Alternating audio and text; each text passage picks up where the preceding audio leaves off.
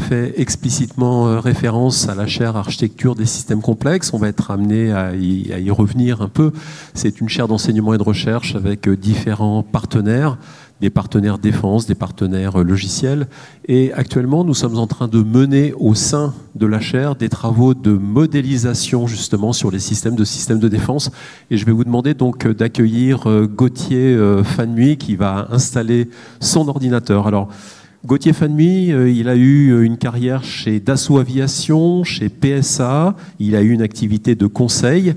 Et puis ensuite, il a rejoint Dassault Systèmes il y a plus de 12 ans. Et aujourd'hui, il occupe le poste d'Industry Process Consultant Director. C'est un spécialiste en Model Based System Engineering, on en a parlé tout à l'heure, en MBSE, et notamment dans le domaine des jumeaux numériques. Et c'est Gauthier Fanmuy qui, actuellement, anime au sein de la chaire architecture des systèmes complexes, entre autres, un groupe de travail sur la modélisation donc, des systèmes de défense. Et c'est à ce titre-là que je vais lui laisser la parole. Bonjour à tous, très heureux d'être parmi vous. Voilà, donc je vais illustrer un des propos de Delphine, c'est les approches MBSE appliquées au système de système. Voilà, donc transition vers le MBSE pour les systèmes du système. Donc je pense que vous avez tous en tête, par exemple, le contexte Ukraine. Hein. Vous voyez, c'est un contexte quand même très compliqué, avec des menaces qui évoluent tous les jours, sur lequel voilà, il y a des parades qui sont trouvées par rapport à ces différentes menaces, mais ça évolue sans cesse. Ce qu'on voit, c'est qu'il faut combiner voilà, plusieurs systèmes pour arriver, je dirais, à des effets, je dirais, opérationnels. Et vous doutez bien que, voilà, dans ces contextes, en fait, ce qu'on cherche, c'est avoir de la réactivité, c'est de pouvoir aller vite dans la conception des systèmes de systèmes pour trouver des réponses appropriées et aussi pour faire en sorte que, on parlait tout à l'heure du combat collaboratif, il faut faire en sorte que tous les systèmes, je dirais, tombent en marche ensemble pour délivrer quelque part des effets, des capacités. Voilà. Et ça se fait pas, je dirais, par hasard, ça se fait parce que ça s'ingénierie, d'accord, comme un système produit. Voilà. Et donc, il faut aller, je dirais, un peu plus rapidement qu'avant dans la conception des systèmes de systèmes. Et si les approches traditionnelles d'ingénierie système, généralement basées documents, ont marché un certain temps, maintenant, c'est plus du tout, je dirais, adapté à ces problématiques. Hein. Donc, Delphine parlait des propriétés émergentes des systèmes. Vous voyez bien que dans des systèmes de systèmes, il y a plusieurs systèmes qui collaborent, et donc on va vers des propriétés émergentes qui sont, si on n'y prend pas garde, aussi moins bien maîtrisées. D'accord ? Donc, il y a besoin, je dirais, d'aller vers des approches basées modèles.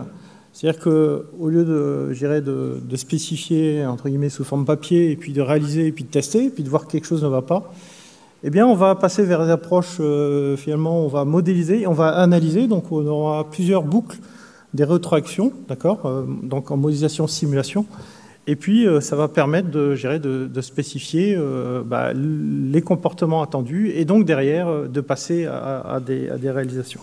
D'accord ? Voilà, on parle de MBSE, donc qu'est-ce que c'est le MBSE ? Donc déjà, on va modéliser voilà, des concepts, d'accord ? Donc on va faire des modèles, on va représenter les concepts que l'on veut, sur lesquels l'on veut spécifier. Ces modélisations doivent se baser sur des standards. Hein, donc il y a des standards qui s'appellent notamment UF, Unified Architecture Framework, pour les systèmes de systèmes, et SysML pour les systèmes. Et donc on va utiliser ces langages de modélisation pour modéliser les systèmes ou les systèmes de systèmes selon des points de vue. Par exemple, on va prendre le point de vue des missions, le point de vue des capacités, le point de vue des scénarios opérationnels, etc. etc. D'accord ? Voilà. Et donc, on ne va pas juste faire du dessin, d'accord ? On va faire un modèle, c'est-à-dire qu'on a des éléments de modélisation qu'on va pouvoir utiliser dans plusieurs vues avec des liens entre ces éléments de modélisation. Et donc, on peut appliquer ces démarches sur l'ensemble des phases du cycle de vie. Donc, que ce soit, par exemple, les systèmes logistiques, les systèmes de maintenance, les systèmes de training, etc. etc. D'accord ? Même des organisations. Voilà, donc il y a plusieurs choses à capturer, d'accord ? Et ce qu'on veut, voilà, c'est que ce soit organisé et ne pas avoir, je dirais, un tas de Lego comme ça. D'accord ? Donc pour les systèmes de systèmes, il y a un standard qui s'appelle UF, Unified Architecture Framework, qui est fait par l'OMG. Dassault Systèmes, nous pilotons ce standard avec Lockheed Martin. Ce standard est utilisé dans plusieurs applications, donc ça peut être bien sûr pour construire des systèmes de systèmes, mais c'est aussi pour appliquer ça à des transformations numériques, par exemple d'entités. Et basiquement, on va définir, donc vous voyez la grille UF, il y a différents niveaux sur lesquels on va spécifier, je dirais, les différents points de vue des systèmes. Je vais y revenir après. Et donc, c'est 100% supporté par notre solution. Donc, notre portfolio s'appelle Katia Magic. Donc, la solution, c'est Magic System of System Architect. C'est une solution qui est recommandée par le Department of Defense du DoD. Et donc, le standard UF, c'est un standard qui est issu de la convergence de plusieurs standards, d'ODAF et NAF notamment. Et la dernière version du standard qui va sortir au mois de cet été, c'est le standard UF 1.3 qui est relatif à l'ingénierie de mission. Voilà. Et donc, dans le cadre de la chaire, on a utilisé le standard UF 1.2, donc qui ne comprend pas la partie ingénierie de mission, mais on s'est placé dans une dimension où on va utiliser les objets UF 1.2 pour être compatible à la fin de l'année avec le standard UF 1.3. D'accord ? Comme ça, on n'aura pas de perte en ligne. D'accord ? Donc, on a déjà appliqué les concepts d'ingénierie de mission. Et donc, je vous en présenterai quelques-uns. Alors, ça fait plusieurs fois qu'on vous parle de la chaire architecture des systèmes complexes. On peut peut-être en dire deux mots de plus. Je vous ai dit que c'était la réunion d'un certain nombre de partenaires, des partenaires industriels. Vous reconnaissez le logo Dassault Aviation. Gauthier travaille pour Dassault Systèmes. Et nous avons KNDS et Naval Group.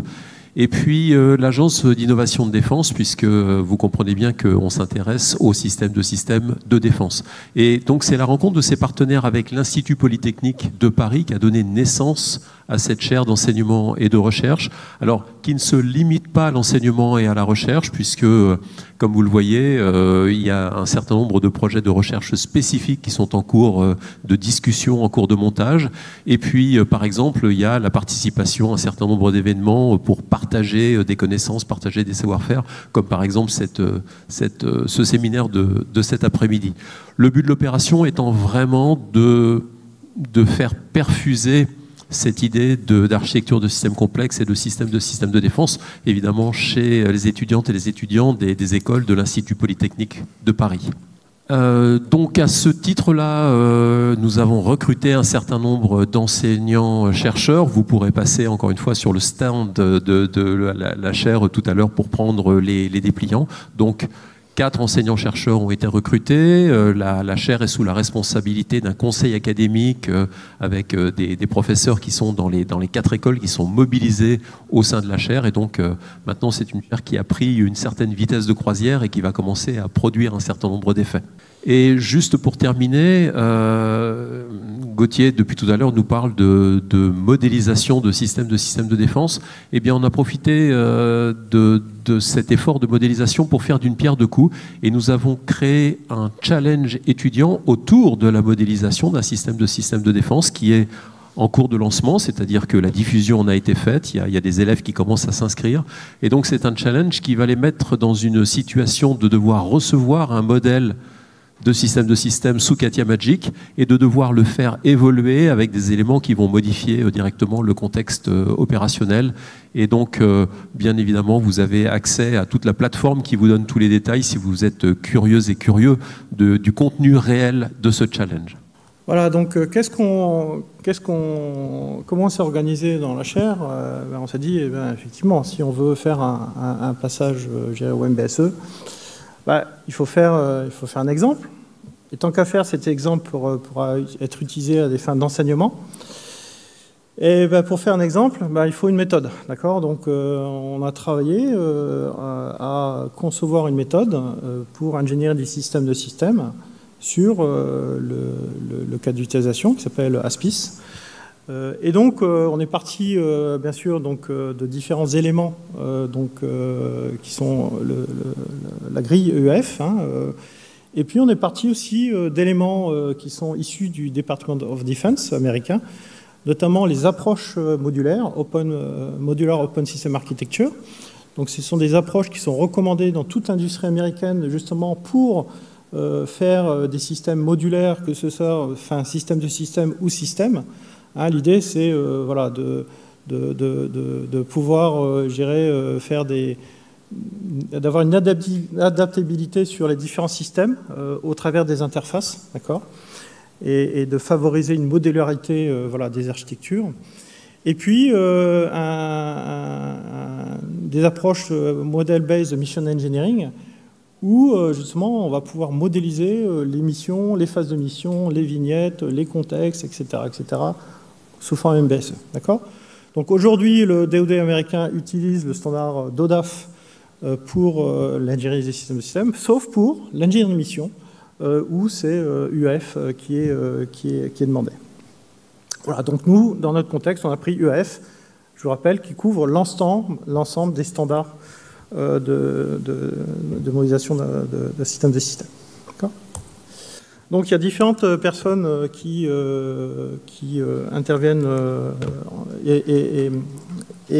personnes et organisations qui interviennent. Donc il y a KNDS qui est ici, il y a aussi Dassault Aviation, et puis Naval Group, et puis la DGA. Donc le concept opérationnel, c'est un système, je dirais, type Ukraine, d'accord ? C'est-à-dire que vous avez voilà, une cible ennemie, d'accord, qui peut être un ensemble de choses, pas forcément un véhicule. Donc vous avez des éléments EMNI qui rentrent dans un territoire et vous voulez les neutraliser. Et donc vous aidez d'un moyen aérien, type drone, pour aller identifier et désigner les cibles. Et vous allez donc informer donc, un C2 qui va, demander la neutralisation par un système de tir terrestre de la cible. Alors la cible peut être mobile ou fixe, d'accord ? Et la cible peut réagir, peut avoir des contre-mesures, peut avoir du brouillage, voilà, il y a différents scénarios, d'accord ? Donc ce qu'on va demander dans le cadre du challenge ASC, c'est justement de faire évoluer un scénario, un premier scénario, vers un deuxième. Voilà, donc on a essayé de définir pourquoi la mission, d'accord ? Typiquement, on a formalisé, on a défini dans la partie stratégique de UEF, c'est quoi les challenges, c'est quoi les drivers, et c'est quoi les objectifs. Et donc là, dans notre scénario, vous voyez, donc on a une mission, je dirais, territoire national, qui est ici en bas, d'accord ? On veut voilà, neutraliser des hostiles, je dirais, sur le territoire national, d'accord ? Et on a un contexte de mission qui a été défini. Et l'idée, c'est de dire, bon, on va faire un deuxième scénario. Donc, en fait, c'est les étudiants qu'il faut faire de ce deuxième scénario. En fait, on va aider un pays allié, je dirais, avec notre système. Donc, ça veut dire qu'on va s'interfacer avec des systèmes du pays allié. Et on va voilà, demander voilà, de modéliser ce système de système avec toute la mission opérationnelle. D'accord ? Et donc, voilà, donc il y a des exigences d'interopérabilité, il y a des exigences de performance, etc. etc. D'accord ? Et donc, c'est-à-dire qu'on va chercher à avoir des capacités. D'accord ? Capacités, donc on va donner le contexte qui est de neutraliser des cibles terrestres peu protégées, donc pour une mission sur le terrain international. Donc ça va être ce qui va être donné aux étudiants. Et on va demander, voilà, maintenant on va se projeter dans un pays allié, donc protection d'un pays allié, et les cibles pourront avoir un autre niveau de protection. Et notamment, vous voyez, donc on a caractérisé ici en MBSE la notion de supériorité et puis aérienne et la notion de guerre électronique. On a précisé le contexte des capacités que l'on attendait, d'accord ? Plus une capacité de contexte interallié. Et donc, juste pour vous donner, rentrer un peu dans le détail, de comment on a caractérisé les missions, voilà, on a pris en fait des éléments qui viennent du DoD. Hein, donc, nous, dans Katia Magic, on a des librairies, de Joint Condition Library. Donc, c'est des librairies standardisées sur lesquelles on va caractériser, par exemple, le niveau de menace, le niveau géopolitique, le niveau de camouflage, etc., etc.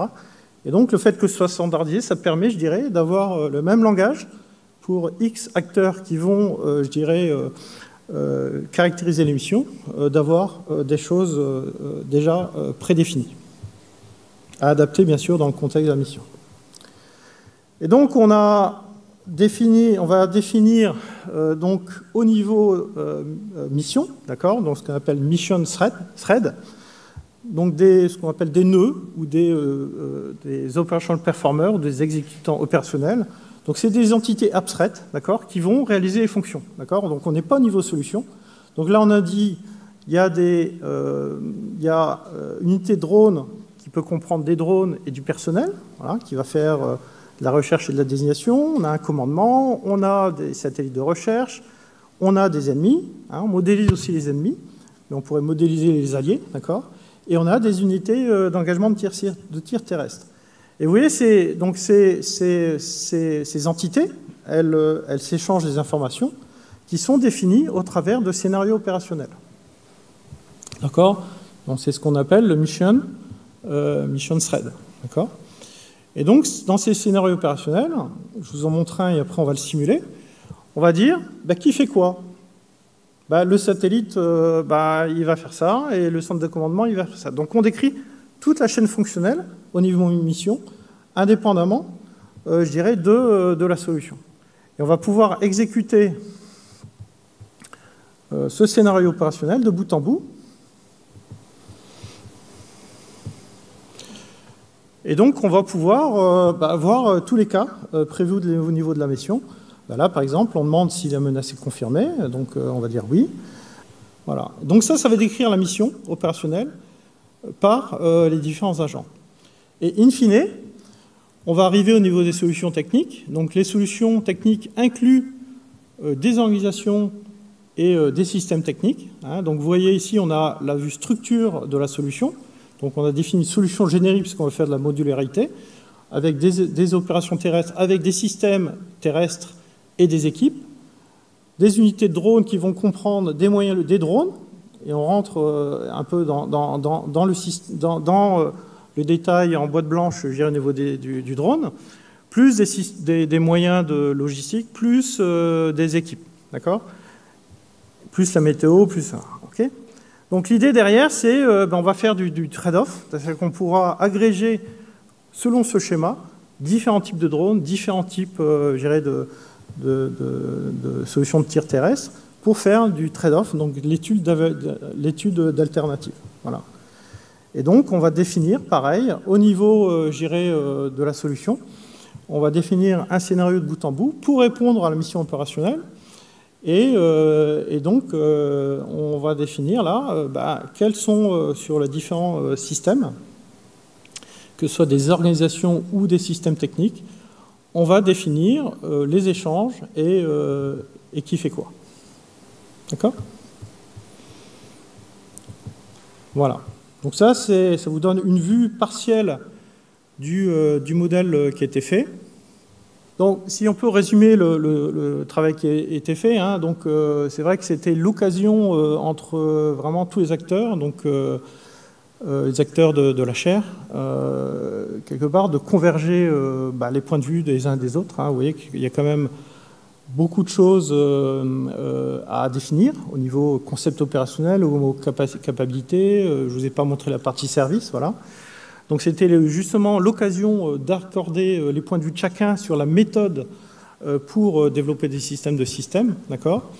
Et je pense que c'est vraiment du gagnant-gagnant, d'accord ? Donc je pense qu'on a convergé, je dirais, en 6 mois, voilà, sur une méthode, je pense, on l'espère, qui tient la route. Enfin, on remettra ça, je dirais, au défi du challenge ASC, parce que cette méthode sera utilisée par les étudiants, donc on verra bien, je dirais, le niveau de validation de cette méthode. Et puis, ce qu'on essaie de faire, c'est justement on part du principe que voilà, les étudiants sont acculturés par rapport à ça.